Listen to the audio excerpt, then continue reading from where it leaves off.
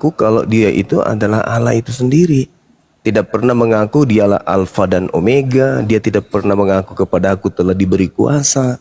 Itu anak Maria itu enggak. Dia hanya mengatakan, aku tidak dapat berbuat apa-apa dari diriku sendiri. Pengakuan-pengakuan oknum Yesus yang Anda katakan tadi itu adalah pengakuan oknum Yesus yang diduga bukan Yesus, tapi yang palsu. Itu loh Bang. Jadi kalau Anda mengatakan Anda tidak salah menyembah Yesus yang manusia dan juga adalah Allah itu sendiri, saya rasa saya minta Anda luruskan lagi deh. Karena kenapa Yesus anak Maria itu 100% manusia, hanya kemudian diberi kekuatan dan mujizat dan tanda-tanda yang dilakukan oleh Allah, dilakukan oleh Theos, Yahweh, Yod-Heh-Vav-He atau Elohim melalui perantaraan Yesus. Jadi bukan Yesusnya yang Tuhan. Coba Anda baca di Kisah Para Rasul 2 nomor 22. Orang Israel harus tahu yang kumaksud adalah Yesus Kristus yang ditentukan oleh Allah sebagai perantara kepada orang Israel untuk Allah melakukan tanda-tanda mujizat dan kekuatan-kekuatan yang dilakukan oleh Allah melalui Yesus seperti yang kamu tahu. Nah itu kata kitab Anda. Berarti bukan Allah dia. Allah hanya melakukan mukjizat tanda-tanda kekuatan melalui nabinya Yesus. Bukan Allah. Sedangkan yang Anda maksud adalah Theos yang nusul menjadi Yesus. Itu beda. Coba Anda lihat di Filipi 2 nomor 6, nomor 7, nomor 8. Theos tidak mempertahankan kemudian keteosannya, melainkan mengosongkan dirinya, lalu mengambil rupa manusia, lalu menjadi manusia, lalu taat sampai mati di atas tiang salib. Nah itu beda dengan Yesus anak Maria. Kalau Yesus anak Maria, firman menjadi daging. Kalau Yesus yang datang kepada Paulus, Theos yang menjadi daging. Dua oknum yang berbeda, tapi namanya sama-sama, Yesus Kristus. Nah, kebenaran di dalam Matius 24, nomor 4, nomor 5, Yesus berpesan, waspadalah kepada penyesat yang datang memakai nama Yesus dan bergelar Kristus. Makanya kalau ditanya saudara Kristen kayak saudara tadi Nugroho, ya saya menyembah manusia. Kenapa? Karena sebagai seorang Katolik mencoba menggabungkan antara anaknya Maria dengan Yesus Kristus yang datang kepada Paulus. Yang datang kepada Paulus bukan manusia. Tadi kita sudah bahas Galatia 1, nomor 1, nomor 11, nomor 12. Paulus menerima dari Yesus Kristus yang bukan manusia. Sedangkan yang keluar dari rahim Maria itu 100% manusia. Nah, Kristen datang terjebak di tengah-tengahnya, sehingga apa yang terjadi?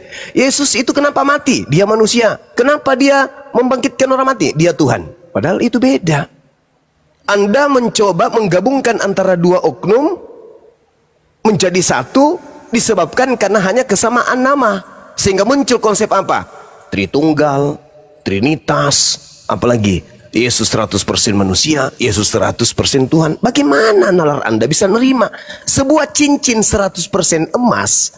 Kalau sudah 100% emas, tidak ada baginya unsur karet, tidak ada baginya unsur pasir, tidak ada baginya unsur ikan, karena 100% sudah utuh menjadi emas. Kalau dia seutuhnya manusia 100%, baginya tak ada lagi hewan, baginya tak ada lagi malaikat, apalagi Tuhan. Tapi Anda terjebak dalam keadaan itu, mau tidak mau Anda harus menyembahnya. Maka digabungkanlah yang tadinya manusia 100% dan tadinya kemudian Theos 100%, Anda gabung menjadi satu. Sehingga apa yang terjadi? 200%. Coba Anda tambah 100% manusia ditambah 100% Tuhan, gabung berapa persen? 200. 200. Inilah yang dikatakan kemudian Yesus, enyahlah daripadaku kalian semua adalah pembuat kejahatan. Ya jahatlah. Orang dia 200% dibilang 100%. Orang dia manusia dibilang Tuhan. Gimana ceritanya tuh? Ya sesatlah. Maklumlah Yesus kemudian mengatakan sesat. Al-Quran pun mengatakan itu. Ya'iduhum wa yumannihim wa ma ya'iduhumus syaitan illa gurura. Iblis yang membuat kemudian angan-angan, janji-janji kosong kepada mereka. Sehingga ya dia menganggap bahwa apa yang dilakukan itu betul, benar. Seperti itu kawan.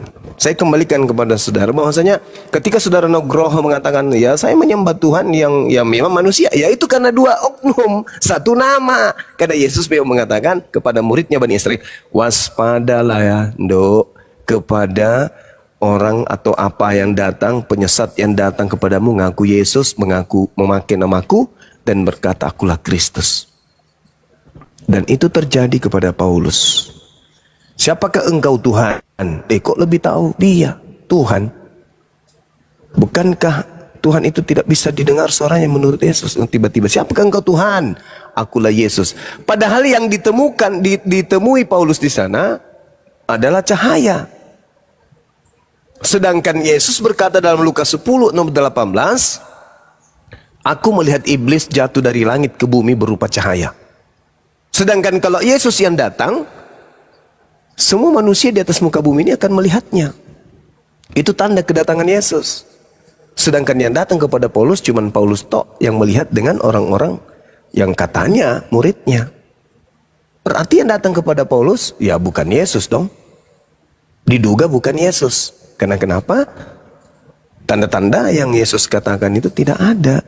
Harusnya kalau Yesus benar yang datang ke Paulus 2000 tahun yang lalu, dunia sudah tak ada, udah kiamat. Kenapa? Karena itu tadi, ketika Yesus yang datang, matahari tidak bercahaya, matahari menjadi gelap, bulan tidak bercahaya, bintang-bintang berjatuhan, kuasa-kuasa langit berguncang, Yesus nampak di tengah langit, seluruh manusia akan datang, akan melihat Yesus. Tapi tanda itu belum ada. Berarti kata Yesus, jadi apabila ada orang berkata, dia bertemu dengan aku di padang gurun, bertemu aku di dalam bilik, jangan kau percaya. Sebab Yesus palsu dan nabi palsu akan muncul dan melakukan mujizat-mujizat sekiranya menyesatkan orang-orang pilihan. Jadi menerima doktrin dari Yesus, murid-muridnya tidak percaya kepada Paulus yang ngaku bertemu sosok Yesus. Karena kapan gurunya yang bernama Yesus itu datang, maka itu tandanya dunia kiamat. Al-Quran pun menerangkan hal yang sama. Saya kira begitu saudara. Silakan diambil alih Dinda Ardiansa. Mungkin ada yang ingin dijelaskan, silakan. Izin Guru Dazuma, Bang Ardinya lagi makan. Sahur. Lagi sahur. Katanya izin ke dapur mau makan. Yalah, kasihan lah, mau sahur dulu. Bunda Mila, gimana kabarnya Bunda Mila? Assalamualaikum. Salam. Ya Bang Ardi ya akunnya. Yang Sahabat akunnya Bang Ardi. Hah? Iya, sahabatnya Bang Ardi. Gimana Bang Erik? Katanya mau ketemu sama Bang Zuma, silakan.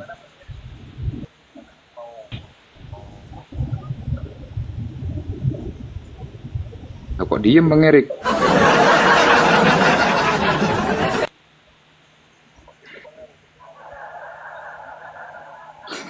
Cuman tadi minta naik.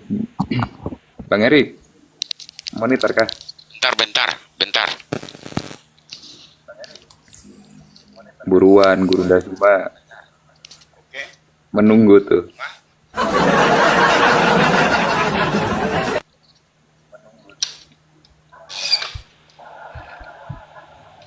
Sudah nyampe nggak galaksinya? Oke. Gimana? Udah siap? Udah. Oke. Masya Allah, tabarakallah. Makasih Kau Bunda. banyak bacot ya bercerita tentang Yesus kan? Oke. Saya pakai data ilmiah. Saudara ya. Erik, tolong hidungnya jangan dijepit pakai jepitan rambut, dilepas aja jepitannya bang, supaya suaranya agak bagus. Oke. Masih. Oke, saya pakai data ilmiah, maksudnya data ilmiah ya ceramah ustadzmu. Oke? Semperin banget sih suaranya ya. Iya. Oke. Apakah benar kalau duluan istri mengajak suami wik pasti masuk surga, tapi apabila melawan atau menolak dilaknat Jibril malam sampai pagi? Itu apa benar? Ngomong apa sampean? Ini terlalu jauh dari bahasan kita. Oh, wik-wik pula kau bahas.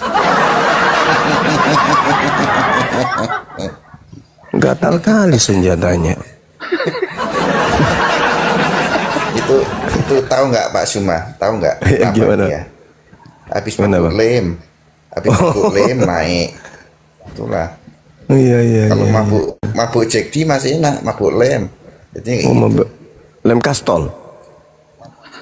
Alteco. Alteco. Otaknya beku kalau Alteco itu. Nggak bisa gerak. Izin Bang Pak Suma semuanya, ini kayaknya udah malam nih, besok ada aktivitas kan. Saya mohon turun dulu. Terima kasih tadi. Iya Bang. Pak Suma, Bang Sobat, Bang Ardiansa, masak dulu sana nggak apa-apa. Iya. Terima kasih ya. Mudah-mudahan lancar angsuran truknya Bang. Amin. Banyak nih Pak Suma. Iya. Truknya ada 20-an katanya ya. Nih. Ya, terima kasih ya semuanya ya. Allah. Katanya kemarin Pak Nugroho, katanya kemarin kunci dongkraknya hilang ya?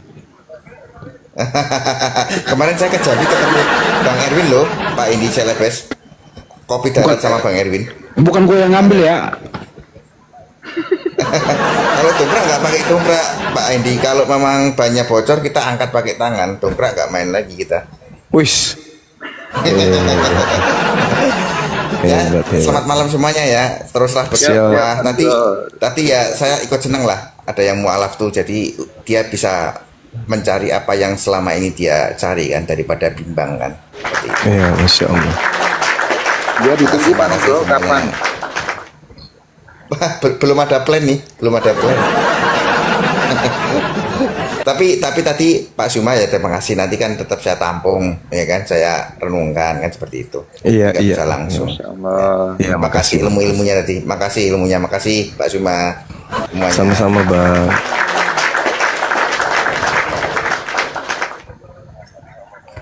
Gimana Pak Erfudin, mau lanjut nggak?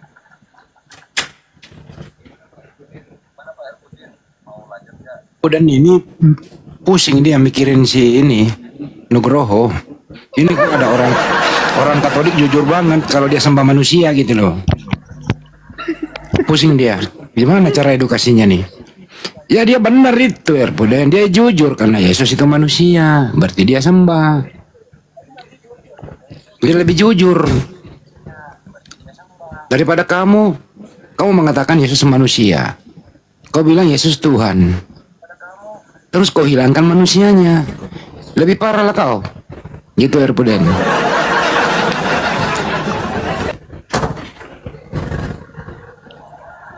Apalagi nanti diterangin, benar nggak sih yang keluar dari kubur itu anaknya Maria? Benar nggak sih yang ditemui Paulus di Damsik itu adalah ya anaknya Maria? Gitu loh Erpuden. Erpuden. Waduh. Gimana ini host ini Erpudennya? Tidur. Ngopi. Lagi cari takjil sahur Bang Andi. Ntar aku cari lagi. Ini mungkin. Ini si Erik minta naik lagi Bang Andi, gimana? Naikin lagi nggak apa-apa. Naik kesurupan mah. Enggak, merusak kuping, cempreng banget suaranya gitu loh. Oke, kok diturunkan? Padahal saya pakai dalil ilmiah loh. Padahal saya pakai dalil, pakai data ilmiah. Tapi bukan itu topiknya apa yang kita bahas, jangan pindahin topik dulu. Gitu loh, dengarkan dari awal.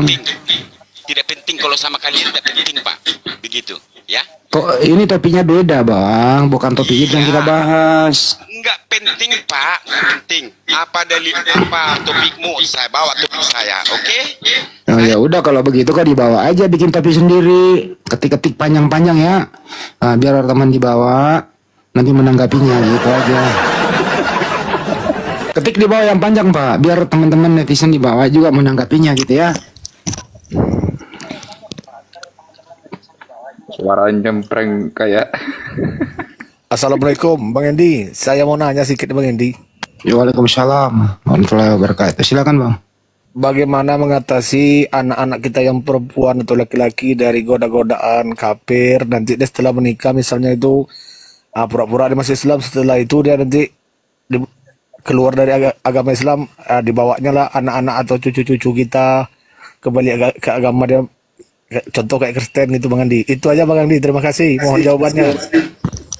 Assalamualaikum. Ini pertanyaan perlindungan diri terhadap misionaris ini bagus ini. Jadi banyak orang itu Bang, dia menyayangi anak Anda yang Muslim, dia Kristen, terus dia rela meninggalkan agama syahadat, terus menikah, kemudian sering dengan waktu kembali. Makanya Bang, sebelum dia memeluk Islam itu, ya beri waktu dia syahadat dulu, misalnya hari ini. Paling cepat itu 3 bulan. Kalau bisa kasih waktu 6 bulan.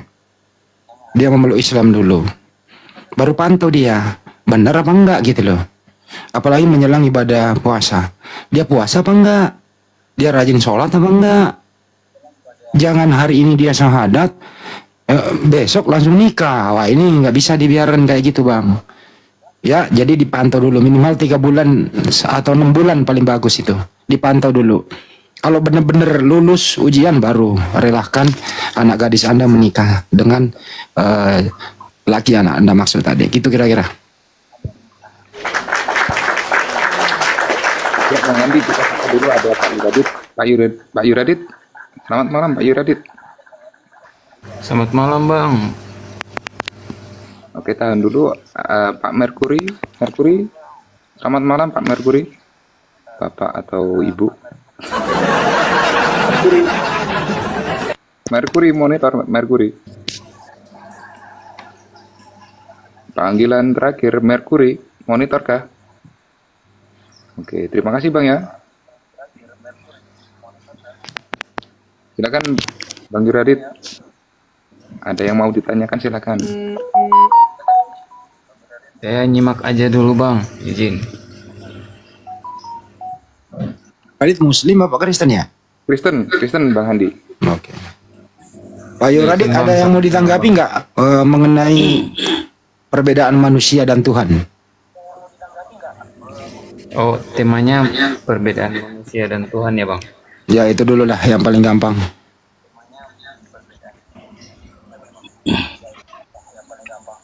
Gimana Claudio? Claudio jangan ikut campur dulu, Yuradit dulu yang ngomong. Claudio mah dari tadi mah. Dia mah ngomongnya ke samping dulu dia.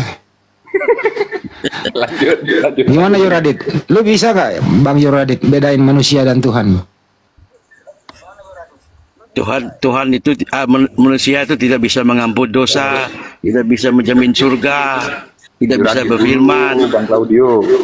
Ini Claudio ini kok jadi kayaknya. Cuman kalau dalam kepercayaan apa yang saya imani Bang, bahkan terima kamu itu satu. Kalau dia bisa nggak sih kok berhenti gacor dulu gitu loh, di lakban kayak itu congor. Terusin dulu Pak Yuradit. Kalau dalam kepercayaan saya Bang, harus manusia, harus 100%, harus sepenuhnya manusia dan sepenuhnya Tuhan, dalam artian tidak berdosa, itu yang bisa menyelamatkan Bang. Siapa itu sepenuhnya manusia, sepenuhnya Tuhan? Siapa itu oknumnya Bang? Yesus Bang. Yesus. Oh Yesus. Jadi Yesus ini double ya, 2 kodrat. Betul, duinatur Bang ya. Duinatur. Terus manusianya, kalau dia bisa nggak sih gue lakban juga loh. Banjuma, terusin lagi dong, duinatur ini gimana ini menjelaskan duinatur ini? Gurunda Zuma masih monitor kah Gurunda? Masih. Apa tadi permasalahannya? Duinatur, Yesus itu manusia dan Tuhan juga gitu loh. Oh itu karena Kristen pasti yang bicara. Iya benar Bang, izin Bang. Oke. Apakah tanggapan ini juga konsep ini juga dianut oleh murid-murid Yesus? atau murid-murid Yesus diajarkan oleh Yesus untuk menyembah kepada hakikat yang ada di langit?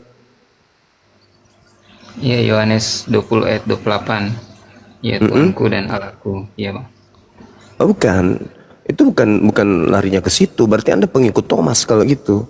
Yesusnya maksudku. Yesusnya ketika kemudian mempraktekkan menyembah kepada hakikat yang ada di surga atau yang ada di langit, murid-muridnya mengibadahi yang ada di langit atau mengibadahi yang ada di bumi? Yesusnya maksudku. Yesusnya, Bang. Iya, kan Yesus mengatakan gini, kawan. Di Yohanes 10 nomor 27, aku mengenal pengikutku, mereka mendengarkan aku dan mengikuti aku. Ada tidak Yesus mencontohkan menyembah Yesus, mempertuhankan Yesus? Karena murid harus mengikuti Yesus nih. Di mana Yesus sendiri melakukan pekerjaan, beribadah, mengilahkan yang ada di langit. Muridnya mengikuti itu. Muridnya ketika dikatakan aku mengenal pengikutku, pengikutku mengikuti aku menyembah hakikat yang ada di langit, maka pengikutku menyembah hakikat yang ada di langit. Yesus pada saat itu di mana? Di bumi. Berarti muridnya tidak menyembah yang di bumi, tapi menyembah yang di langit, yaitu yang bukan Yesus. Betul nggak? Menurut pemahaman saya nggak juga seperti itu sih, Bang. Karena murid-murid Tuhan Yesus itu, mereka kan sering diajarkan sama Tuhan Yesus. Misalnya waktu Tuhan Yesus bilang dalam Yohanes 13 ayat 13, kau menyebut aku guru dan Tuhan, katamu itu tepat sebab akulah guru dan Tuhan. Kayak ya, jadi gini saudara. Terus Yohanes 8 ayat 24, kamu tidak percaya aku adalah dia, kamu akan mati dalam dosamu, gitu-gitu. Iya, dia apa? Dia Tuhan, gitu maksudnya. Kalau mungkin menurut abang, Yesus minta disembah, Nggak mungkin. Yang minta disembah selain daripada pencipta langit dan bumi itu iblis. Yesus bukan iblis. Gimana? Yang minta disembah selain daripada Tuhan itu iblis. Yesus bukan iblis. Makanya Yesus tidak minta disembah. Yang menginginkan kemudian penyembahan kepada Yesus, benar. Itu hanya iblis. Mau enggak Tuhan Yesus yang menolak, Bang? Karena tidak ada orang pernah menyembah dia. Nggak ada yang pernah menyembah Yesus. Tidak ada yang pernah mengilahkan Yesus. Di mana Yesus mengatakan sendiri loh, di dalam Yohanes 17 nomor 8. Segala firman yang engkau berikan kepadaku telah aku sampaikan kepada muridku. Muridku telah menerimanya dan mereka percaya. Percaya apa? Engkaulah yang telah mengutus aku. Berarti muridnya semuanya percaya Yesus adalah utusan Tuhan. Itu kata Yesus. Saya lebih percaya Yesus. Kalau Anda mengatakan murid yang menuhankan Yesus itu dan Yesus tidak menolaknya, tidak. Yesus tidak pernah dituhankan sama muridnya. Yesus mengatakan muridku percaya, aku utusan. Lah, ente siapa? Memfitnah Yesus dan muridnya. Cuman gini, Bang, dalam kayak Matius 28 ayat 17, ketika melihat dia mereka menyembahnya. Terus kayak Yohanes 9 ayat 38 katanya aku percaya Tuhan, lalu ia sujud menyembah. Jadi maksudnya Tuhan Yesus juga tidak menolak penyembahan gitu, Bang. Tunggu dulu saudara. Ketika Anda membawa dogma Kristen, Anda hanya membawa cerita dari hasil penyelidikan dari penulis kitab-kitab, di mana kitab ini memang diperuntukkan untuk muatan penyembahan kepada Yesus. Ingat, Yesus tidak mengenal penulis kitab saudara. Kedua, Yesus tidak memberikan kemudian legitimasi kepada kitab saudara. Jadi cakupan yang ada di dalamnya tidak bisa dikatakan itulah yang paling akurat. Baik dia nabi, baik dia rasul, maupun dia Anda anggap Tuhan. Nah, sekarang ketika Anda membawa Matius 28, Matius 28 nomor 17, itu sudah bukan Yesus itu. Itu diduga adalah Yesus palsu. Kenapa? Karena Yesus ajarannya sudah tamat. Coba Anda pahami dalam Yohanes 17 nomor 8 yang saya ucapkan tadi. Menurut saudara, apakah masih ada firman tambahan ketika Yesus mengatakan, segala firman yang engkau berikan kepadaku telah aku sampaikan kepada mereka. Ini belum terjadi penyaliban. Pertanyaan saya, ketika Yesus mengatakan segala firman telah Yesus sampaikan, apakah menurut saudara masih ada firman yang belum disampaikan?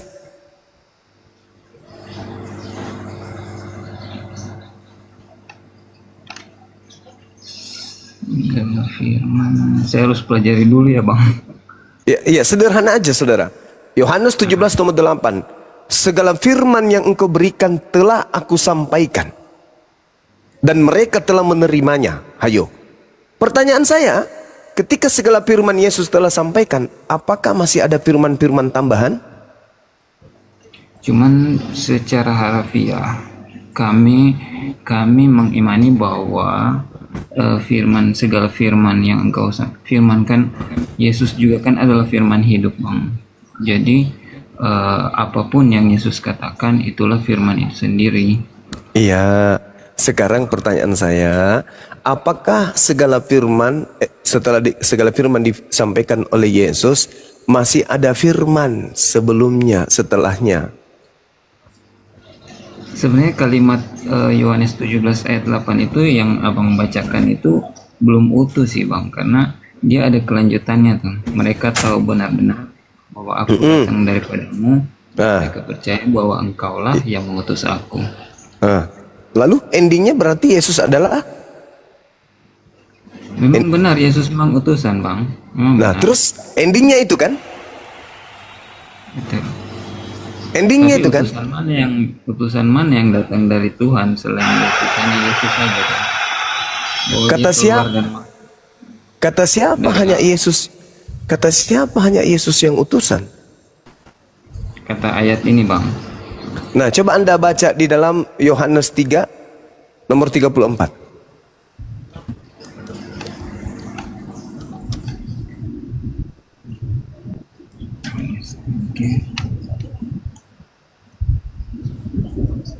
Sebab siapa yang diutus Allah, dialah yang menyampaikan firman Allah, karena Allah mengaruniakan rohnya dengan tidak terbatas.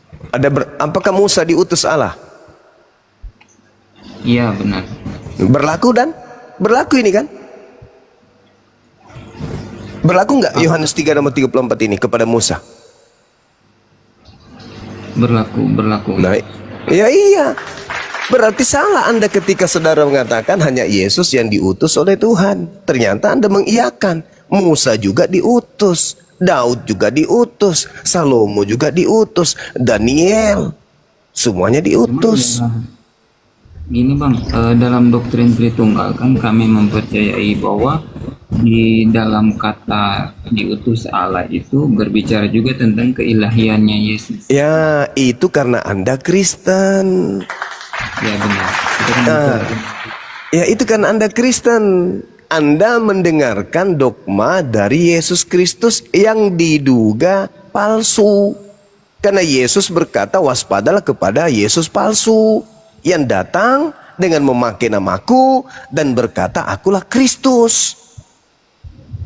Itu karena Anda Kristen. Sekarang karena Yesus, jangan karena Kristen. Yesus yang mengatakan segala firman yang engkau berikan telah aku sampaikan. Jadi semua firman dari A sampai Z, Yesus sudah sorong semuanya ke muridnya. Muridnya menerima, merangkul semua firman-firman itu, pengajaran itu. Ending, manifestasi dari semua firman, Yesus hanya utusan Tuhan bagi murid. Bagi Kristen, Yesus bukan utusan saja. Yesus itu Tuhan itu sendiri juga. Siapa yang mengajarkan Kristen seperti itu? Makhluk yang datang kepada Paulus. Jadi coba Anda lihat tuh. Anda lihat di dalam Kolose 2 nomor 6, nomor 7, nomor 8. Dewa datang, nuzul mengambil rupa manusia. Berbeda dengan yang di Yohanes 1, firman menjadi daging. Kalau firman menjadi daging, itu masih ada kebenarannya. Firman perkataan Tuhan menjadi daging. Perkataan Tuhan menjadi matahari. Perkataan Tuhan menjadi alam semesta ini. Mazmur 33 nomor 9. Tapi kalau dikatakan Yesus itu kemudian adalah Tuhan itu sendiri, tidak cocok dengan Yohanes 1, nggak cocok. Cocoknya Kolose 2 atau Filipi 2, itu baru cocok. Jadi kalau Anda mengusung kemudian Yesus adalah manusia dan sekaligus Tuhan, Anda sedang mengusung ajaran Yesus Kristus yang diduga penyesat. Yang Yesus nubuatkan dalam Matius 24, nomor 3, nomor 4, nomor 5, nomor 23, nomor 24, nomor 25, nomor 26. Nah, sekarang saya ingin tanya kepada saudara. Kalau di dalam Al-Quran diketerangkan kemudian bahwasanya yang membangkitkan angan-angan saudara-saudara Kristen itu adalah dia yang bersumpah di hadapan Allah. Summala atiyannahum min baini aidihim wa min khalfihim wa an aymanihim wa an syama'ilihim wala tajidu aktsarahum syakirin.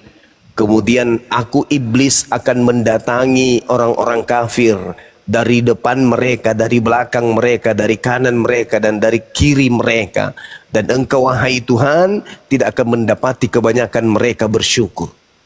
Dan kemudian diterangkan di dalam Al-Quranul Karim, wa ikhwanuhum yamuddunahum fil ghayyi tsumma la yuqsirun. Teman-teman mereka adalah orang-orang kafir, membantu setan-setan di dalam menyesatkan manusia, dan mereka tidak henti-hentinya menyesatkan manusia. Inna ibadi laisa laka alaihim sultana illa manittaba'aka minal gawin.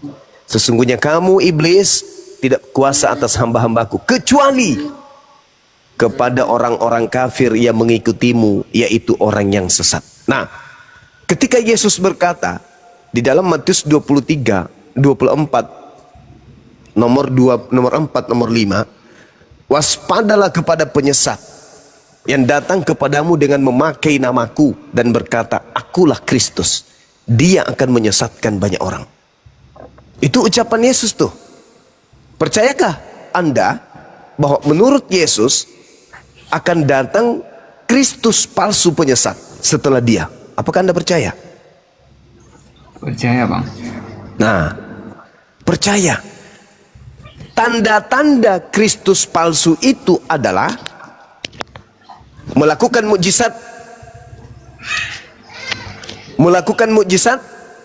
kemudian apa? Menyesatkan banyak orang. Kemudian apa? Mengaku Yesus Kristus. 3 komponen ini kemudian terdapat pada Kristen, terdapat kepada Paulus sebagai tokoh Kristen. Di dalam Matius 24, Yesus berkata, apabila ada orang berkata ada Kristus di sini, ada Yesus di sana, jangan kau pergi ke situ, jangan kau percaya. Camkanlah, aku telah mengatakannya kepadamu terlebih dahulu.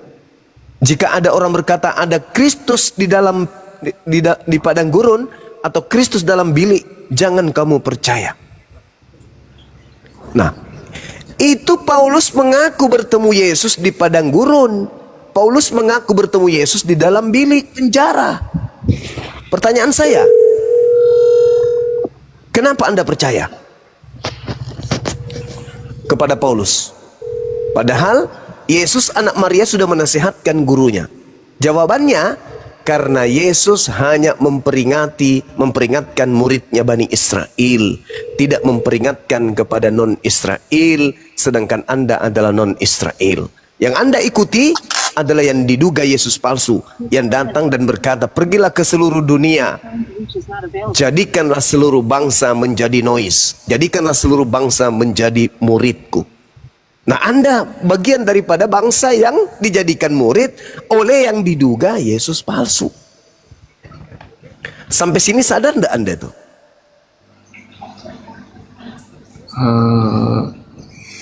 Paulus itu kan bukan nabi bang, rasul. Kalau dia rasul sudah pasti nabi. Celaka kalau dia bukan nabi. Kenapa? Kalau dia bukan nabi, semakin hancur posisinya. Karena yang menerima wahyu itu hanya nabi. Kalau Paulus bukan nabi, lalu dari mana 13 buku ini? Catatan-catatannya 13 buku ini dari mana dia dapatkan? Karena gini bang, kan perbedaan nabi dan rasul itu tuh, kalau rasul itu semacam penyambung lidah atau menyampaikan firman dari Tuhan kepada umat. Nah sedangkan nabi kan, nabi menurut pemahaman saya itu semacam nggak diwajibkan untuk menyampaikan firman gitu bang. Jadi nabi itu lebih ke memberikan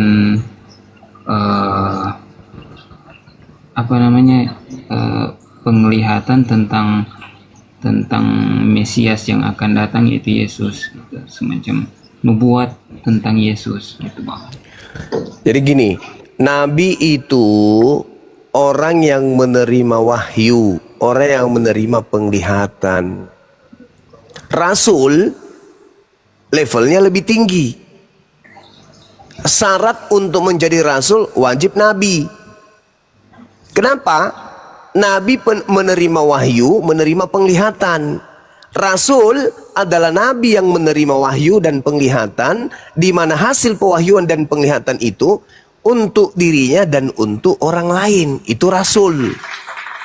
Nabi orang yang menerima penglihatan. Nabi adalah orang yang menerima wahyu untuk dirinya dan tidak ada kewajiban menyampaikan kepada orang lain. Sedangkan rasul adalah nabi yang menerima wahyu dan penglihatan untuk dirinya dan untuk umatnya. Itu perbedaannya.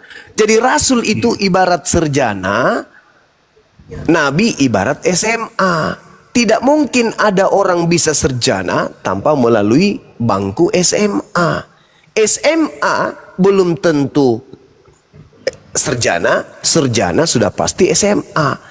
Nabi belum tentu rasul, rasul sudah pasti nabi. Mari kita buktikan. Anda baca Kisah Para Rasul 13 nomor 1. Ada beberapa nabi di Antioquia, di antaranya Saulus. Baca itu kitab saudara. Dan kalau Anda mengatakan Paulus itu bukan nabi, celaka itu bang, celaka. Karena yang disebut nabi adalah dia yang menerima wahyu. Kalau Paulus Anda katakan bukan nabi, lantas Anda mengatakan dia menerima ilham, menerima wahyu, berarti Anda dengan kata lain mengatakan Paulus itu adalah nabi palsu. Dan yang datang kepadanya sudah pasti Kristus palsu. Matius 24 nomor 24, sebab Kristus palsu dan nabi-nabi palsu akan datang dan akan memperlihatkan mukjizat-mukjizat sehingga menyesatkan orang-orang pilihan juga. Dipenuhi enggak oleh Paulus? Dipenuhi. Kalau Anda mengatakan dia bukan nabi, salah. Kisah Para Rasul 13 nomor 1, Paulus nabi. Kalau Anda mengatakan dia bukan nabi, salah. Mengaku dia menerima wahyu berupa Injil. Kalau Anda mengatakan dia bukan nabi, salah. Karena dia mengaku rasul. Dengan mengaku rasul sama dengan dia mengaku sebagai nabi. Kenapa kemudian Anda tidak mengakuinya? Karena Yesus mengatakan nabi palsu. Sehingga Anda mengatakan, oh Paulus bukan nabi. Dengan Anda tidak mengakuinya nabi, tapi Anda mengatakan dia rasul. Meskipun Anda mengatakan dia bukan nabi, tapi Anda mengatakan dia rasul, itu sama dengan dia rasul, nabi. Begitu saudara. Nah sekarang permasalahannya adalah, coba Anda lihat di dalam Matius 24 nomor 3. Ketika murid Yesus bertanya, Guru, apa tanda kedatanganmu? Kalau engkau yang datang, tanda-tandanya apa? Kata Yesus, tanda kedatanganku yang pertama, matahari menjadi gelap. Kedua, bulan tidak bercahaya. Ketiga, bintang-bintang di langit berjatuhan. Keempat, kuasa-kuasa langit berguncang. Kelima, aku akan kelihatan di langit dan seluruh manusia akan melihat aku. Pertanyaan saya, apakah tanda ini terjadi pada saat oknum yang mengaku Yesus Kristus datang kepada Paulus? Ada nggak tanda-tanda itu menyertai saudara Yuradit? Silakan Anda jawab.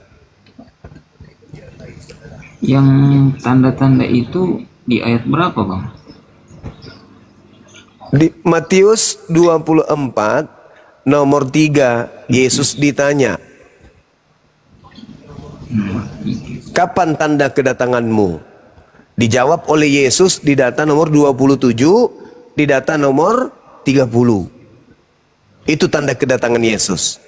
Nah, selain daripada itu kata Yesus, jangan kamu percaya, itu bukan aku.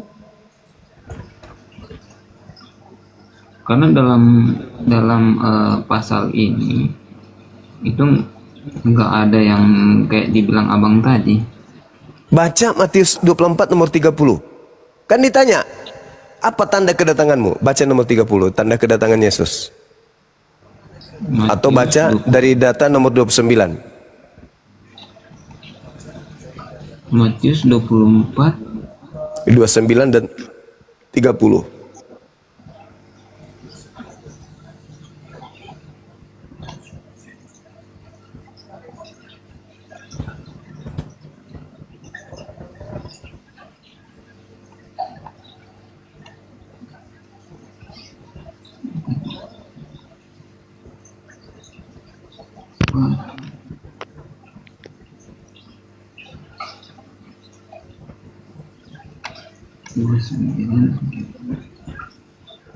Segera siksaan pada masa itu, matahari akan menjadi gelap, bulan tidak bercahaya, bintang-bintang akan berjatuhan dari langit, dan kuasa langit akan goncang. Pada waktu itu akan tampak tanda anak manusia di langit, dan semua bangsa di bumi akan meratap. Mereka akan melihat anak manusia itu datang di atas awan-awan di langit dengan segala kuasa dan kemuliaannya.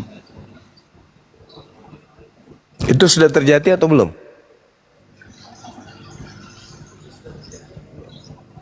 Itu sudah beda konteks, Bang. Itu judulnya kedatangan anak manusia, perumpamaan tentang pohon ara. Ya, Itu udah beda tanda konteks, Bang. itu kedatangan Yesus kan? Ya benar, tapi nggak ada hubungannya sama yang Nah, sekarang pertanyaannya, tanda itu ada nggak ketika sosok Yesus mengaku ke Paulus? Ada nggak? Kalau pertanyaannya tanda itu ada, ya jelas ada. Karena itu kan kedatangan anak manusia, Bang.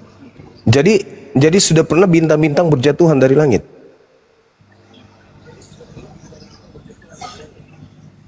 Sudah pernah Yesus terlihat oleh seluruh manusia di langit? Kalau maksudnya ini, saya memahami dalam konteks ini yaitu kedatangan Yesus yang kedua kali, Bang. Nah, kedatangan Yesus yang keberapa yang datang kepada Paulus? Saya percaya kedatangan Yesus hanya sekali. Ya, terus yang datang kepada Paulus kedatangan keberapa? Kedatangan yang sekali itu, Bang. Maksudnya? Kan Yesus kan sudah pergi. Enggak, Matius 24 ini Yesus belum disalib kan, Bang? Iya betul, tapi di Galatia 2 itu di Galatia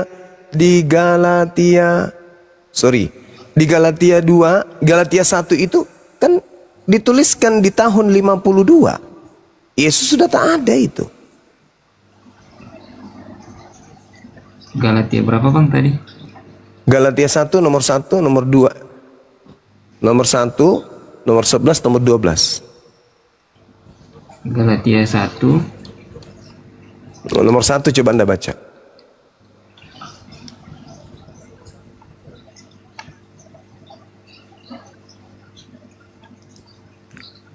Ayat 1, Bang.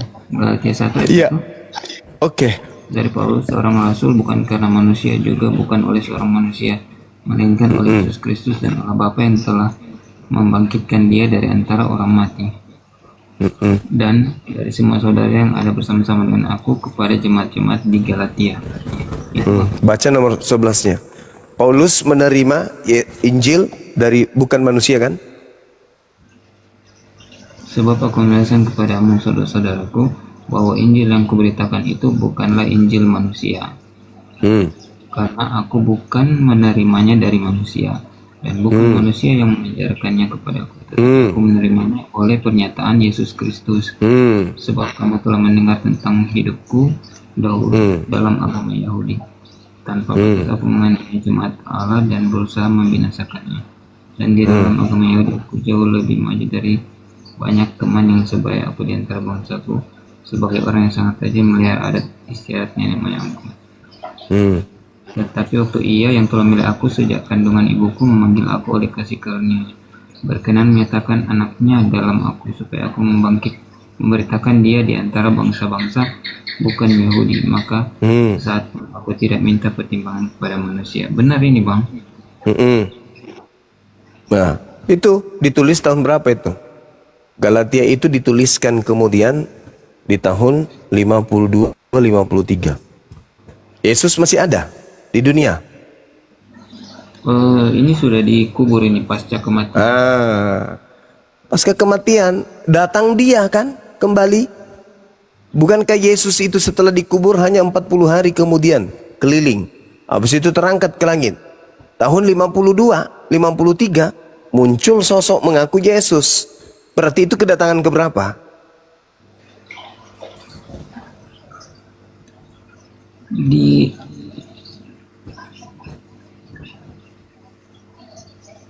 Kan nanti spesifik kalau kedatangannya di ayat berapa ya bang? Soalnya saya nggak paham kedatangan Yesus. Jadi coba Anda baca Injil yang datang dari manusia ya benar, bukan dari manusia ya benar, karena sebagai bukti Yesus terangkat ke surga kan membuktikan bahwa dia berkuasa atas kematian, atas maut. Nah, dia menang atas maut itu artinya dia bukanlah manusia biasa. Itu bahwa sepenuhnya dia Tuhan. Sejak kapan Yesus itu bukan manusia, Bang? Kapan dia berhenti menjadi manusia? Bukankah Maria ini dia udah menanggalkan tubuh kemanusiaannya, Bang? Udah menanggalkan tubuh kemanusiaan kan? Itu kan doktrin, doktrin yang muncul setelah Yesus yang diduga palsu itu datang mendoktrin Paulus. Jangan itu dibawa. Bawa ajaran Yesusnya. Kapan Yesus mengatakan dia bukan manusia? Kan yang harus dipercaya Yesus, bukan yang lain kan? Barang siapa yang percaya kepada Yesus, anak manusia, Yesus sering mengatakan anak manusia, benar memang. Sedangkan Paulus menerimanya bukan dari manusia. Dalam kalimat bukan dari manusia kan bisa berarti bahwa Paulus juga mempercayai bahwa Yesus itu Allah, gitu bang. Ya itu dia makanya saya katakan wal awaru wal akhiru gitu bang. Ya itu iblis itu yang ingin menyamai Tuhan itu.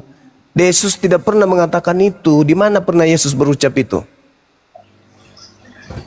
Akulah itu kan, Alfa dan Omega. Ya itu ucapan makhluk yang datang di Pulau Patmos.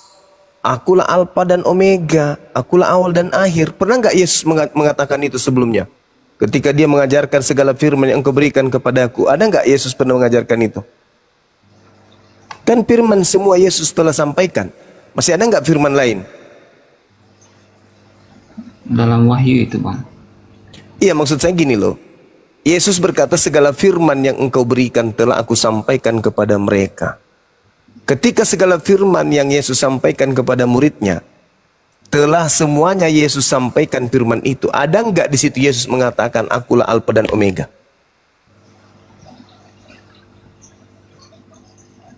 Iya, ada nggak wahyu itu bang? Wahyu 1 ayat 8. Wahyu itu ditulis antara tahun 94 sampai tahun 100. Yesus sudah tak ada. Sedangkan Yesusnya mengaku ketika dia datang sebagai penginjil di tengah-tengah Bani Israel, segala firman telah aku sampaikan. Ucapan Alfa dan Omega tidak ada di antara segala firman tersebut. Jadi penambahan-penambahan setelahnya itu bukanlah firman dari Yesus. Berarti yang mengatakan itu bukan Yesus. Tapi abang tahu kan bahwa yang nulis wahyu itu Nabi Yohanes, no? Rasul Yohanes. Tidak ada yang tahu. Tidak ada. Jangankan kitab wahyu, ya. Jangankan kitab wahyu. Yohanes aja, buku Yohanes aja itu bukan murid Yesus yang menulisnya. Apalagi wahyu. Coba Anda baca di dalam Wahyu 21 nomor 24-25. Di situ terbukti bahwa penulis buku Wahyu itu bukan anak Zebedeus, bukan muridnya Yesus.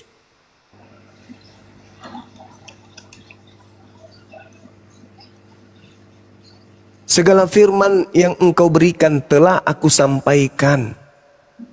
Tidak ada akulah Alfa dan Omega, nggak ada. Itu bukan ucapan Yesus itu. Itu ucapan makhluk yang ingin menyaingi pencipta langit dan bumi. Yang tidak berawal dan tidak berakhir itu adalah Tuhannya Bani Israel. Kok tiba-tiba ada makhluk mengaku akulah sang bintang timur. Akulah Alfa dan Omega. Itu sudah bukan Yesus. Makanya Yesus berkata kepada muridnya, waspadalah kepada penyesat. Kenapa? Karena penyesat itu akan mengaku Tuhan. Penyesat itu akan mengaku Alfa dan Omega, berkuasa di langit, di bumi. Namanya penyesat. Makanya waspada kata Yesus. Jangan kamu percaya. Ketika ada yang berkata ada Yesus di sini, ada Yesus di sana. Jangan kau percaya. Sebab tanda kedatanganku seperti kilat yang menyambar dari timur sampai ke barat. Bintang-bintang akan berjatuhan. Matahari menjadi gelap. Bumi, langit tidak bulan tidak bercahaya. Kuasa-kuasa langit berguncang. Itu tanda kedatanganku. Jadi kalau hanya mengatakan aku bertemu dengan Yesus di Pulau Patmos loh, aku bertemu Yesus di padang gurun loh, jangan kau percaya, itu bukan aku. Itu kata Yesus. Makanya orang Yahudi tidak percaya Paulus. Yang percaya kepada Paulus itu hanya Roma, Katolik, Belanda. Dan orang Indonesia yang ikut agama Belanda. Tapi orang Yahudi tidak percaya. Mana ada orang Yahudi ke Indonesia mengajarkan Kristen? Ada nggak? Nggak ada. Yahudi tetap Yahudi, tidak percaya kepada Paulus. Sementara Paulus ketika mengaku bertemu dengan Yesus, pemberitaannya itu diberitakan ke luar Yahudi. Nah, orang di luar Yahudi ini karena tidak punya agama, percaya saja kepada Paulus. Maka jadilah mereka Katolik. Katolik ini terasa tidak benar, maka orang Katolik memprotes. Sebagian memprotesnya, lahirlah Protestan. Begitu seterusnya sampai muncul Mesianik, Advent. Padahal induknya adalah Katolik. Sedangkan Katolik ini adalah ajaran Paulus, bukan ajaran Yesus. Ajaran Yesus jangan percaya kepada Yesus palsu. Ajaran Paulus percaya kepada Yesus yang datang kepadanya. Sedangkan Yesusnya sudah terangkat. Coba Anda lihat di dalam Yohanes 16 nomor 7, nomor 8 sampai nomor 16. Sampai nomor 15. Apa kata Yesus? Adalah benar jikalau aku pergi. Sebab kalau aku tidak pergi, roh kebenaran itu tidak datang. Sang penghibur itu tidak datang. Jadi aku harus pergi supaya datanglah sang penolong lain ini. Artinya ketika Yesus terangkat ke langit, yang datang penolong lain, bukan Yesus. Sekarang yang datang setelah Yesus pergi siapa? Menurut Paulus, Yesus. Salah konsep Cahayu. Yesus mengatakan aku harus pergi. Sebab kalau aku tidak pergi, penolong lain itu yang bukan Yesus tidak akan datang. Maka harus pergi Yesus supaya datang yang bukan Yesus. Dengan kata lain, kesimpulannya adalah menurut Yesus yang datang setelah dia bukan Yesus, tetapi penolong lain. Nah, sedangkan Paulus mengaku yang datang kepadanya masih tetap Yesus. Mau saya potong bang, penolong itu pertama dia ditulis dengan huruf besar, P-nya itu huruf besar. Jadi kalau ditulis dengan huruf besar, kemungkinannya hanya 3, Allah Bapa, Yesus atau Roh Kudus. Jadi dalam hal ini sangat jelas Roh Kudus, Bang. Nah, lalu yang datang kepada Paulus, Roh Kudus atau Yesus? Dalam yang di Patmos itu.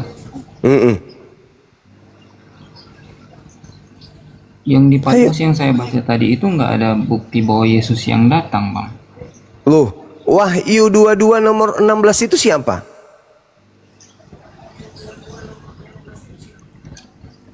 Yang datang kepada Paulus juga itu siapa? Ketika dia di Damsik, padang gurun Damsik itu siapa? Kan Yesus. Anda sendiri mengatakan yang datang setelah Yesus itu adalah Roh Kudus. No, kena berarti. Yang datang kepada Paulus siapa? Roh Kudus atau Yesus? Malaikat itu, Bang. Nah, mengaku Yesus. Aku Yesus telah menyuruh malaikatku memperlihatkan segala hal ini kepadamu untuk semua jemaat. Menyuruh malaikat, Bang. Yang mana itu? Yang di Wahyu kan? Iya, Wahyu 22 ayat 16 kan? Nah, sekarang yang saya tanya sama saudara, yang datang kepada Paulus ini,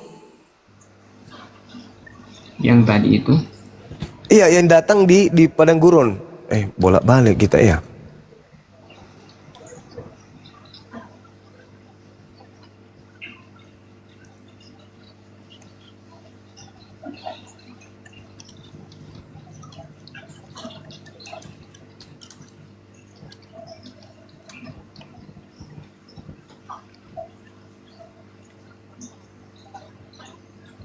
Oh, itu yang di Damsik itu, Bang. Yang di Damsik.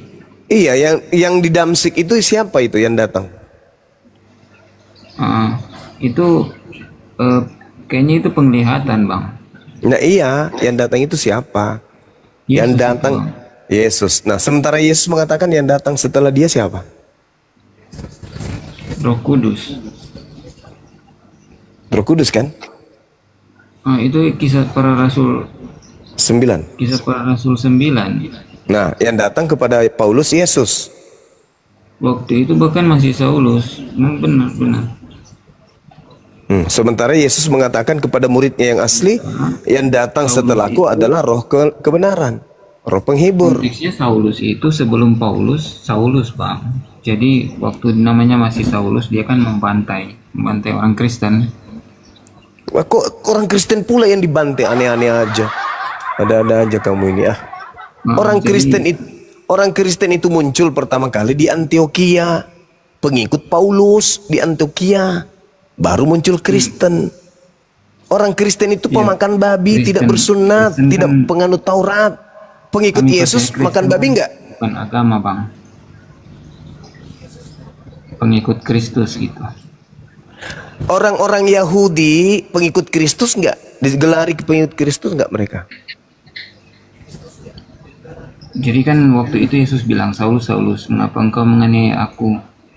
Nah, maksudnya menganiaya aku ini kan bukan berarti menganiaya Yesus secara physically gitu. Tapi muridnya. Gitu. Maksudnya. Muridnya ini pemakan babi atau bukan? Kalau pemakan babi saya kurang tahu, Bang. Muridnya ini bersunat atau tidak bersunat? Seharusnya bersunat karena itu kan tradisi, Bang. Nah, muridnya Yesus ini yang dianiaya Paulus ini penganut Taurat atau bukan? Benar. Nah, dia Bani Israel atau bukan? Bani Israel atau bukan? Bani Israel, ya. Nah, berarti bukan Kristen. Jangan disebut bahwa yang dianiaya Paulus itu adalah Kristen. Justru Kristen itu lahir dari Paulus. Kisah Para Rasul 11 nomor 26, pertama kali disebut Kristen itu murid-murid Paulus di Antioquia, Turki. Tolong diluruskan itu. Inilah Kristen selalu mengatakan bahwa ya Paulus adalah Kristen. Nggak ada. Kristen itu artinya pengikut Kristus. Kristus yang mana yang diikuti Kristen? Kristus yang datang kepada Paulus. Nah, sedangkan murid Yesus, pengikut Yesus tidak disebut Kristen. Mereka adalah penganut Taurat. Sekarang permasalahannya adalah Yesus berkata yang datang setelahku adalah roh kebenaran. Anda sudah mengatakan yang datang kepada Paulus bukan roh kebenaran, tapi Yesus. Salah konsep. Berarti bukan Yesus yang datang mengaku Yesus itu bukan Yesus berarti. Karena Yesus berkata yang datang setelahku adalah roh kebenaran, bukan Yesus. Aku harus pergi supaya roh kebenaran itu, penghibur itu datang. Berarti setelah aku pergi yang datang kepada aku, yang datang kemudian bukan aku. Kalau aku yang datang, kiamat. Karena tanda itu menyertai aku. Begitu aku yang datang, maka kiamat dunia. Tapi kalau yang datang adalah roh kebenaran, tidak kiamat. Nah, datang Paulus. Paulus, ya paman, yang datang kepadamu siapa? Roh kebenaran atau Yesus? Yesus, ya kiamat dong. Tapi tidak kiamat, berarti palsu. Begitu. Karena hanya ada dua yang datang setelahnya, sebelum Yesus yang asli. Yang pertama adalah roh kebenaran, yang kedua adalah Yesus palsu. Yang ketiga adalah Yesus asli. Kalau roh kebenaran datang, maka akan membimbing seluruh manusia ke dalam setiap hukum-hukum. Sedangkan yang datang kepada Paulus menghapuskan hukum-hukum. Nah, tiga-tiga ini adalah oknum yang berbeda. Yang pertama roh kebenaran, ketika dia datang, dia memuliakan Yesus. Ketika yang kedua yang datang setelah roh kebenaran adalah Yesus palsu, penyesat. Ketika Yesus palsu yang datang, ciri-cirinya mengaku Yesus tetapi tidak memiliki tanda-tanda kiamat. Berarti palsu, tapi ngaku Yesus. Namanya Yesus palsu atau Kristus palsu. Mengaku Yesus tapi tidak ada memiliki tanda-tanda kiamat. Yang ketiga yang datang Yesus asli. Ketika Yesus asli yang datang, kiamat. Itu Al-Quran saya yang mengatakan itu. Dan juga Yesus yang berkata demikian. Ketika aku datang, tanda-tandanya adalah matahari menjadi gelap, bulan tidak bercahaya, bintang-bintang berjatuhan. Nah, itu Yesus asli yang datang. Andai saja Yesus asli yang datang kepada Paulus 2000 tahun yang lalu, maka sama dengan dunia sudah kiamat sejak 2000 tahun yang lalu. Tapi karena yang datang kepada Paulus di 2000 tahun yang lalu dan itu tidak kiamat, sama dengan yang datang kepada Paulus adalah diduga Yesus Kristus palsu. Lalu di mana roh kebenaran datang? Enggak usah dibahas kalau itu, nanti Anda stres jadinya. Silakan Anda renungkan. Hanya ada 3 yang datang setelah Yesus terangkat. Pertama, roh kebenaran. Kedua, Yesus palsu. Ketiga, Yesus asli. Yang datang kepada Paulus, Anda lah yang pikirkan. Dan kata Yesus, ketika datang Yesus palsu, maka dia akan menyesatkan banyak orang. Orang banyak yang disesatkan Yesus palsu itu bukan Yahudi, karena Yahudi bukan agama syiar. Satu-satunya adalah Kristen, karena Kristen artinya pengikut Kristus. Silakan Anda renungkan, apakah ucapan Yesus itu salah atau ucapan Yesus itu benar. Tanda kedatanganku bla bla bla bla bla. Kalau ada yang datang mengaku aku tapi tidak ada tanda-tanda itu, jangan kau percaya. Sekian dari saya, silakan Anda renungkan, Anda pikirkan. Oke bang, boleh saya kasih satu ini? Pendek aja bang. Jadi abang kan berulang kali mengulang Yesus asli datang itu berarti kiamat. Nah itu ada suatu hal yang saya tangkap, bahwa memang dalam iman abang juga mengakui bahwa Yesuslah itu yang akan datang untuk di hari kiamat. Jadi menurut saya ya memang Yesus itu yang harus datang di hari kiamat dan membuktikan iman saya gitu bang. Ya. Itu. Oke, kalau Anda ambil kesimpulan seperti itu, oke. Berarti yang datang mengajarkan Paulus, yang mengajarkan Kristen itu bukan Yesus. Sudah selesai. Apa artinya Yesus datang menjelang hari kiamat kalau ternyata yang Anda ibadahi adalah setan? Percuma kan? Sedangkan kedatangan Nabi Isa alaihissalam kata Al-Quran tidak terima. Wa innahu la ilmul lisa'ah. Mau saya buktikan kalau Yesus itu di langit bukan di surga. Kedatangannya adalah menghakimi orang-orang yang menuhankan dirinya. Wa isqalallahu ya Isa bin Maryam a anta qulta linnas tahizuni wa ummi. Apakah engkau yang mengajarkan orang-orang kuclu ini untuk menuhankan dirimu selain daripada aku? Ma qultu lahum illa ma amartani bi ani ubudullah rabbi wa rabbakum. Ma qultu lahum illa ma amartani bi ani ubudullah. Sembahlah Allah Rabbi wa rabbakum, Tuhanku dan Tuhanmu. Nah, kemudian kenapa Yesus datang untuk kedua kalinya? Sebagai hakim. Kenapa dia menjadi hakim? Karena ada yang terdakwa. Siapa yang terdakwa? Yang melantiknya menjadi Tuhan hanya oleh karena kesaksian Kristus palsu yang mengajarkan untuk disembah. Pergilah ke seluruh dunia, jadikanlah seluruh bangsa menjadi pengikutku. Nah, gara-gara itunya, maka Yesus datang untuk menghakimi. Apa buktinya? Saya perlihatkan kepada Anda. Yohanes 12 nomor 48. Itu bukti bahwa datang ke Yesus kedua kalinya untuk menghukumi Kristen. Baca Yohanes 12 nomor 48. Yesus datang untuk memblender Kristen. Itu dalilnya tuh. Barang siapa yang menolak aku, firmanku, dia sudah ada hakimnya, yaitu firman yang pernah aku katakan. Firman itu kelak yang akan menjadi hakimnya di akhir zaman. Siap-siap aja Anda. Segala firman yang engkau berikan kepadaku telah aku sampaikan kepada mereka. Firman-firman inilah kelak yang akan menjadi hakim. Apa? Murid-muridnya mengakui dia hanya rasul. Murid-muridnya mengaku dia utusan Tuhan. Murid-muridnya mengaku Yesus ini hanya untuk Bani Israel. Murid-muridnya mengaku bahwa Yesus tidak berkata-kata dari dirinya sendiri. Apa yang Yesus katakan adalah apa yang difirmankan oleh Tuhan kepadanya. Murid-muridnya bersaksi kemudian bahwa Yesus melakukan mujizat-mujizat, tanda-tanda kekuatan sebagai nabi, sebagai rasul, sebagai pertanda mujizat yang didatangkan oleh Tuhan melalui Yesus, semata-mata hanya sebagai rasul. Dan Yesus bersaksi di tengah-tengah Bani Israel. Yohanes 5 nomor 36, bahwa seluruh mujizat, tanda-tanda kekuatan, semuanya itu bersaksi bahwa dirinya hanyalah utusan Tuhan. Di luar daripada itu akan diblender masuk ke dalam neraka.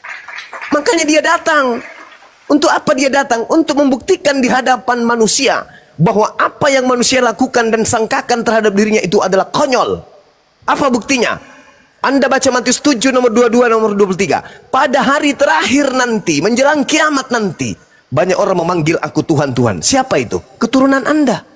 Keturunan orang-orang yang menyembah Kristus Yesus yang nanti akan sampai pada hari kiamat. Karena Anda tidak mungkin sampai hari kiamat.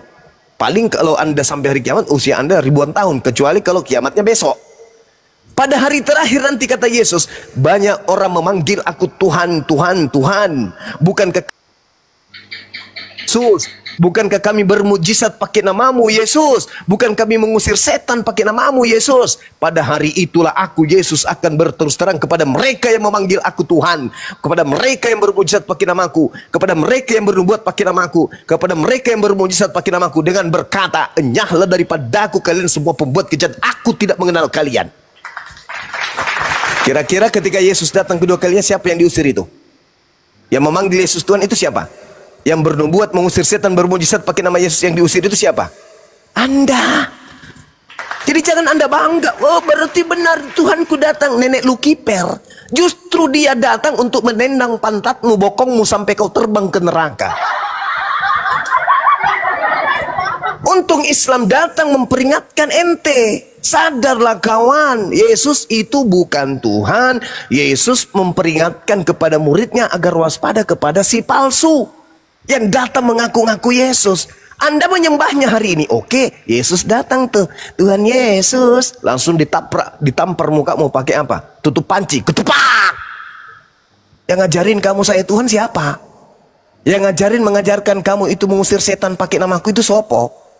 Yang mengajarkan kamu itu makan babi, tidak bersunat, menyembah aku, masuk ke gereja, ibadah minggu itu sopo? Aku yang pernah ngajarin kamu? Enggak. Yohanes 12 nomor 48. Jelas di sana Yesus mengatakan, Barang siapa yang menolak aku dan tidak menerima perkataanku, dia sudah ada hakimnya, yaitu perkataan yang pernah aku katakan kepada mereka, perkataan itulah kelak yang akan menjadi hakimnya di akhir zaman.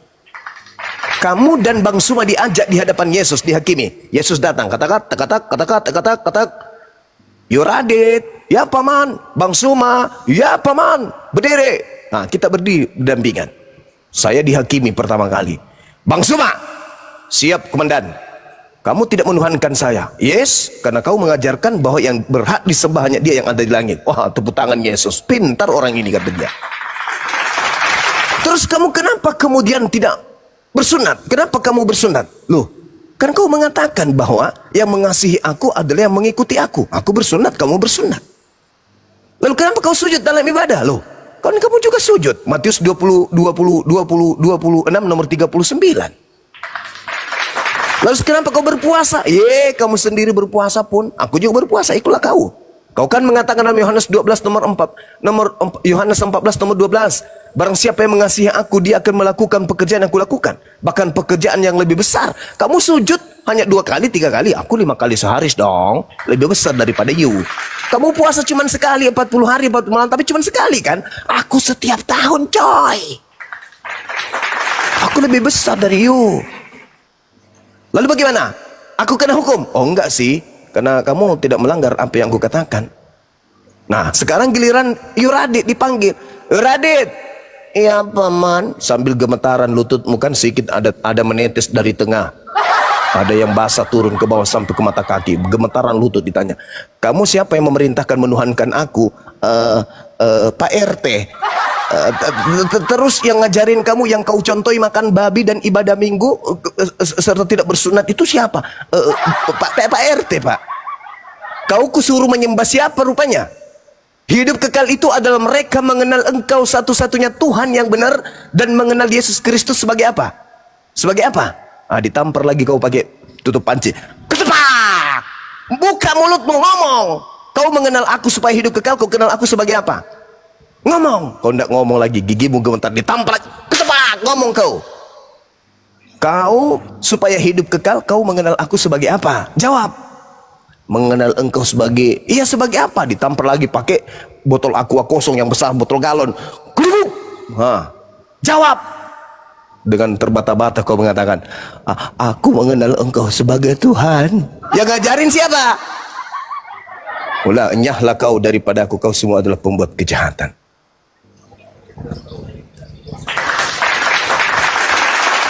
Pikir itu coy, jangan kau bangga. Oh berarti Yesus datang di akhir zaman. Oh hati-hati, Yesus datang sebagai hakim, bukan datang sebagai center kelas membagi-bagikan hadiah. Enggak, datang sebagai hakim. Dan yang dihakimi itu ente. Apa buktinya? Itu tadi Yohanes 12 nomor 48.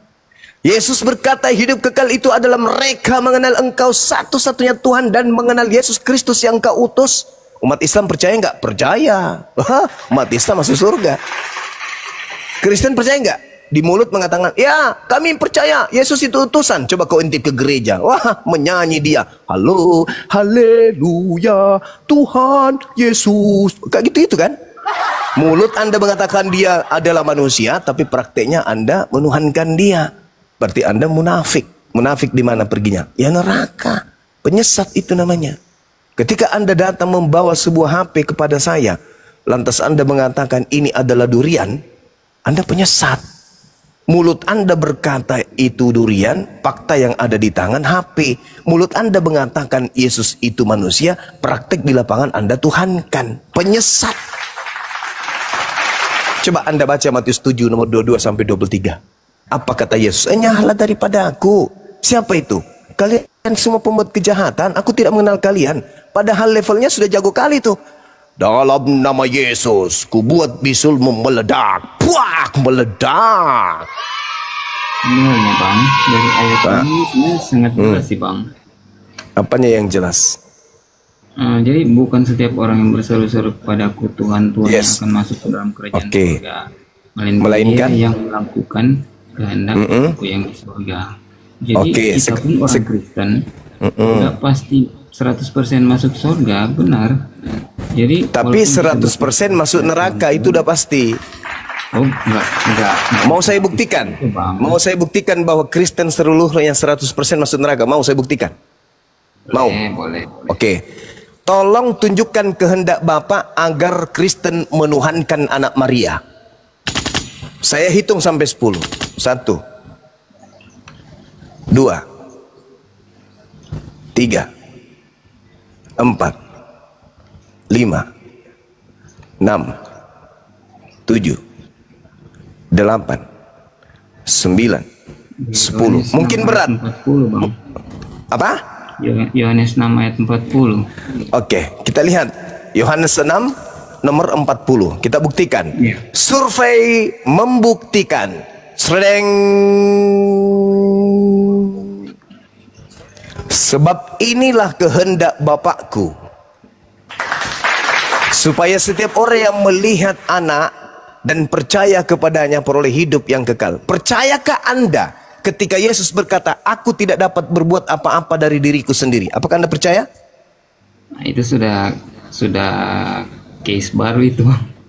Ya, apakah Anda percaya? Dari ayat ini kan jelas sudah menjawab. Iya, siapa yang percaya kan? Siapa yang percaya kepada Yesus, maka dia akan memperoleh hidup yang kekal. Betul enggak? Benar. Nah, sekarang percayakah Anda ketika Yesus berkata, aku diutus hanya kepada domba yang hilang dari umat Israel? Apakah Anda percaya?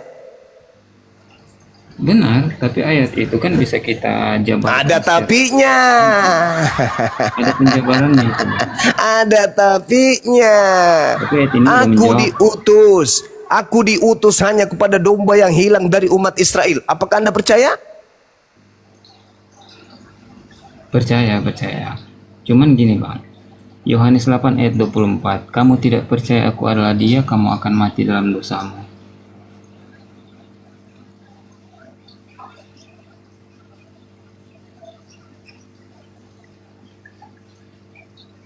Aduh, ditombak. Kemana ini Bang Juma? Kemana Gurunda ini? Sabar. Biasa. Kena tombak. Oh. Wah. Perhatiin di bawah, Bang Juma. Kena naik lagi ya. Siap. Ini Pak Yuradit ini terlalu dalam memang doktrinnya, Bang.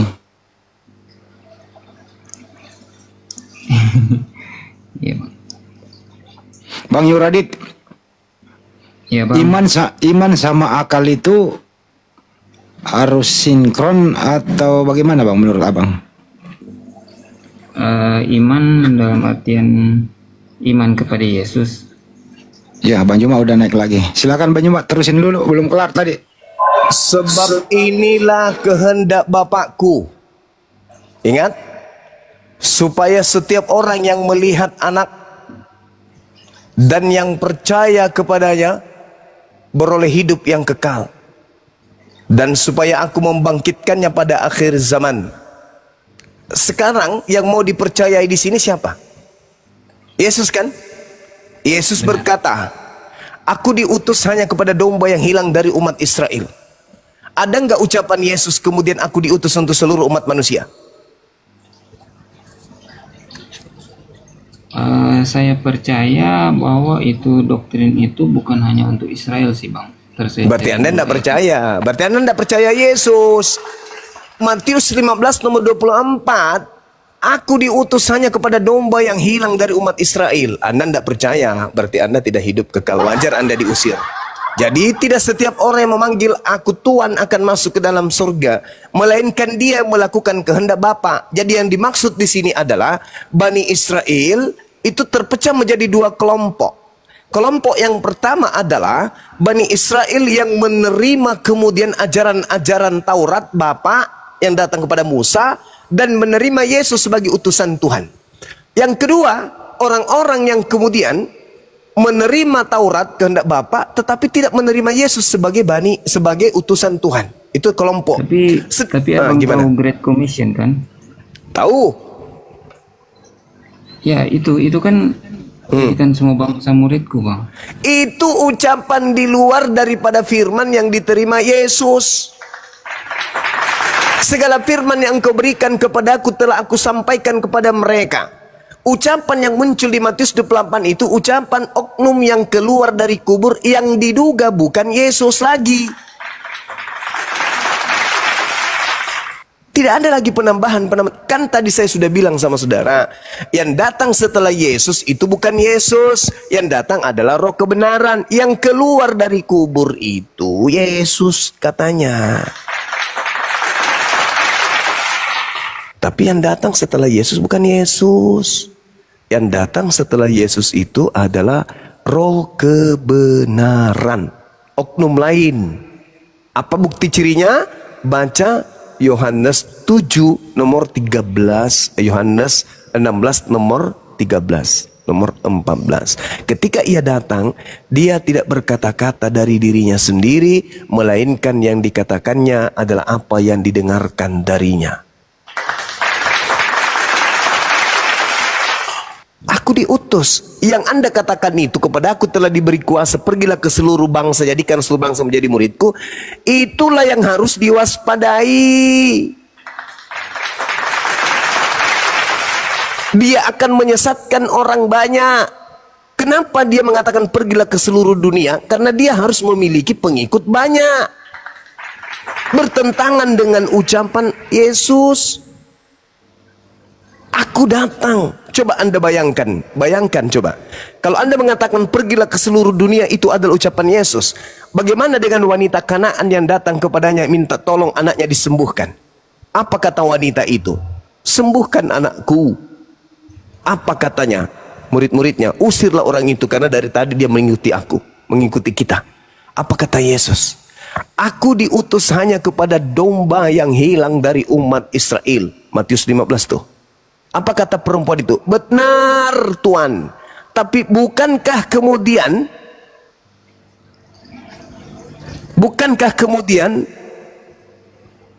apa kata Yesus? Tidak patut roti yang disediakan untuk anak diberikan kepada anjing. Itu kata Yesus. Apa kata wanita Kanaan itu? Betul Tuhan. Tapi bukankah anjing makan sampah dari meja tuannya? Apa kata Yesus? Besar imanmu ibu, jadilah seperti apa yang engkau inginkan. Apa yang ibu itu inginkan? Sembuh anaknya. Sembuh anaknya. Itu yang diinginkan ibu itu. Tapi apakah kemudian gelarnya sebagai anjing itu dilepas sampai dia menjadi domba? Enggak, tetap aja anjing. Malah Yesus senang. Besar imanmu. Artinya apa? Betul pengakuanmu bahwa kamu itu adalah anjing pemakan sampah. Jadilah seperti apa yang engkau inginkan, maka sembuh anaknya. Kalau orang yang bertemu langsung aja disebut anjing, adalah satu hal yang mustahile. Murid-muridnya disuruh kemudian pergi kepada kalangan anjing-anjing. Menjadikan anjing-anjing menjadi pengikutnya itu mustahile. Sedangkan yang bertemu langsung aja ditolak. Hanya disebut sebagai anjing. Apalagi dia borok-borok, dia mau menjilat ludahnya sendiri. Matius 10 nomor 5 nomor 6. Yesus berpesan kepada ke-12 muridnya agar jangan ke bangsa selain dari bangsa Israel, melainkan pergilah kepada domba-domba yang hilang dari umatku Israel. Yesus berpesan kepada ke-12 muridnya agar jangan ke bangsa lain, melainkan kepada Bani Israel, kepada domba-domba yang hilang dari Bani Israel. Itu pesan Yesus. Tapi ada muncul makhluk keluar dari kubur. Pergilah ke seluruh bangsa, jadikanlah seluruh bangsa menjadi pengikutku. Itu bukan anak Maria lagi. Itu yang diduga Kristus palsu, Cak Ayu. Yang melahirkan Kristen. Begitu saudara. Tapi ada saya kira saksinya, Bang. Apa? Saksinya bahwa Yesus yang bangkit kan? Siapa yang melihat Yesus keluar dari kubur? Nggak ada muridnya. Magdalena. Nggak ada. Nggak ada. Tidak ada. Cucukkanlah tangan. Cucukkanlah tanganmu katanya. Inilah tanganku, inilah kakiku, rabalah aku, sentuhlah aku. Ada apa dengan kalian? Adakah di antaramu yang punya makanan? Maka Yesus diberi ikan goreng dan sedikit madu. Lalu Yesus memakannya dan meminumnya. Dan Yesus berkata, inilah aku, bukankah hantu tidak bertulang dan tidak berdaging? Iya kan? Betul kan? Iya. Di mana itu tertulis?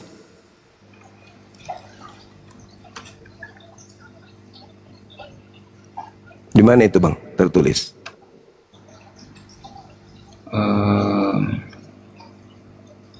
Di mana? Lukas 24 nomor 40 dan seterusnya. Itu oknum yang keluar dari kubur. Tapi mayatnya di mana, Bang? Ya itulah mayatnya tuh yang bicara tuh. Itulah ya mayatnya yang bicara. Hah? Masa mayatnya berjalan, Bang? Anda sendiri tidak percaya, apalagi saya. Iya kan? Nggak masuk akal kalau mayat berjalan, Bang. Nah itu dia. Anda aja tidak percaya, apalagi saya. Terminologi bangkit sama mayat kan beda, Bang. Kalau dia bangkit dari pingsan gimana? Kan Yesus bilang, aku berkuasa memberikan dan mengambil. Itu ucapannya sendiri atau ucapan Tuhan?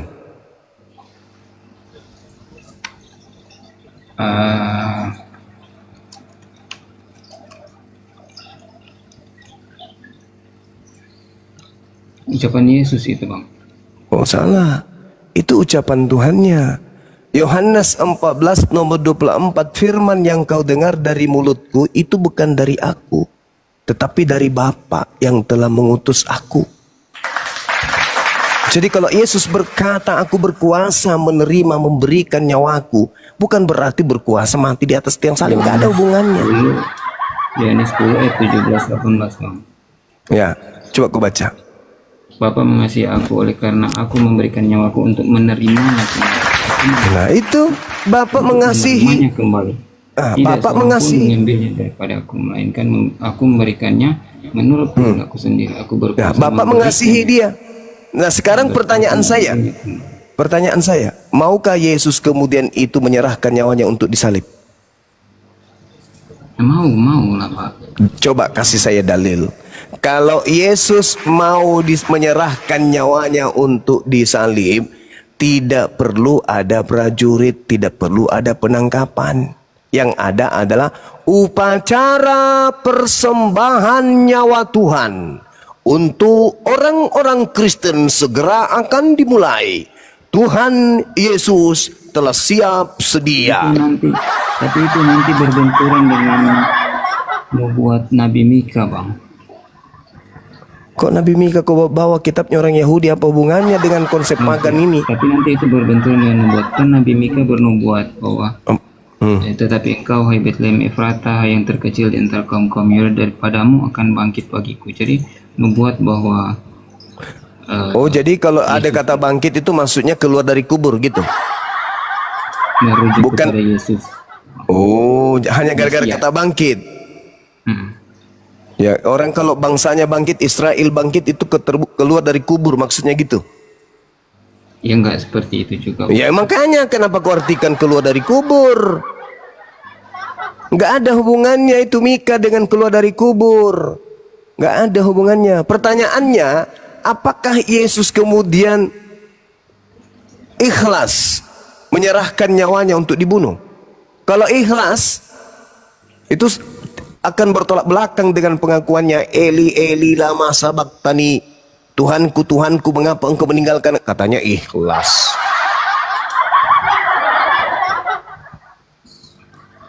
Terus ketika dia ingin dibunuh di Yohanes 8, kenapa dia protes?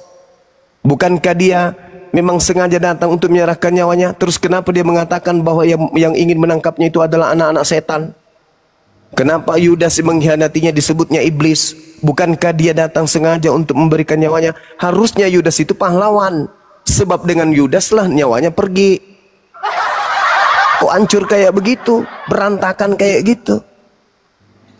Kalau Anda mengatakan Yesus datang menyerahkan nyawanya, apa gelar yang patut dinobatkan kepada para pembunuh Yesus ini? Menurut saudara, kalau Yesus datang memang untuk menyerahkan nyawanya, apa gelar yang pantas untuk diberikan kepada para pembunuh Yesus? Pahlawan atau penjahat? Kalau gelar itu saya kurang bisa menyimpulkan ya, Bang. Loh, yang membantu Yesus untuk melaksanakan upacara penebusan dosa itu apa namanya? Setan-setan yang merasuki Yudas, setan yang merasuki imam kepala mahkamah agama sehingga mereka melakukan tipu muslihat dan saksi palsu itu apa namanya? Pahlawan untuk Yesus atau penjahat untuk Yesus?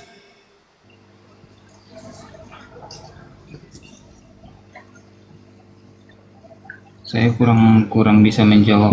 Bukan kurang, Anda mencoba untuk menyembunyikan kebenaran. Yukhadi'unallaha walladzina amanu wa ma yakhda'una illa anfusahum wa ma yash'urun. Orang-orang kafir ingin menipu Allah dan menipu orang-orang beriman, padahal sebenarnya mereka menipu diri mereka sendiri. Bagaimana mungkin Anda tidak mengetahui Yesus datang ke bumi menjadi manusia, sudah tahu dirinya datang untuk dibunuh, maka dia mempersiapkan para pembunuh-pembunuhnya dan yang terlibat terhadap kegiatan prosesi pembunuhan